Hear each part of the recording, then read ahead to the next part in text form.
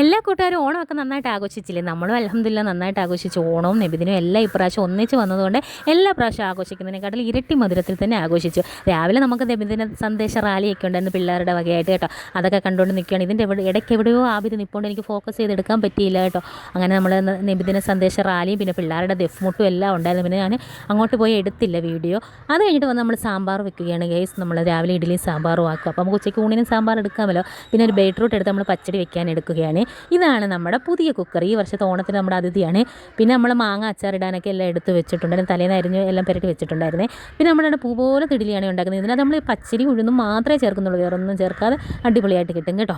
എന്നിട്ട് പിന്നെ ഈ ഇഡ്ഡലിയുടെ കൂടെ ബീഫ് കറി കൂട്ടുന്നത് നിങ്ങൾ മാത്രമേ ഉള്ളൂ. പിന്നെ നമുക്ക് പള്ളിയിൽ നിന്നാണെങ്കിൽ നേർച്ച പായസം കിട്ടിയിട്ടുണ്ടായിരുന്നു, അതൊക്കെ കുടിച്ചു.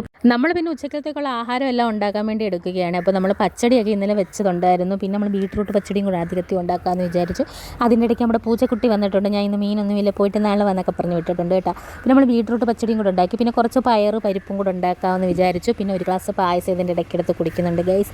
ഓണം കഴിയുമ്പോഴത്തേന് എൻ്റെ കാര്യത്തിലൊരു തീരുമാനമാകും ഗൈസ്. അത് കഴിഞ്ഞിട്ട് നമുക്ക് പള്ളി ജുമാ ഒക്കെ ഉണ്ടായിരുന്നു, അതെല്ലാം കേട്ട് കഴിഞ്ഞു. നമ്മൾ എല്ലാം കഴിഞ്ഞിട്ട് നമ്മൾ ഓണത്തിന് സദ്യ ഉണ്ണുകയാണ് ഗൈസ്. പിള്ളേരെല്ലാം കൂടി ഇങ്ങനെ ഇലക്കകത്ത് സദ്യ ഉണ്ണുമ്പോൾ അതൊരു നൊസ്റ്റാൾജിക് ഫീൽ തന്നെയാണ് അല്ലേ. അടുത്ത വർഷം എല്ലാവർക്കും സർവ്വ ആരോഗ്യങ്ങളോടും കൂടി ഓണം ആഘോഷിക്കാൻ കഴിയട്ടെ എന്ന് ഞാൻ പ്രാർത്ഥിക്കുന്നു. Thank you for watching.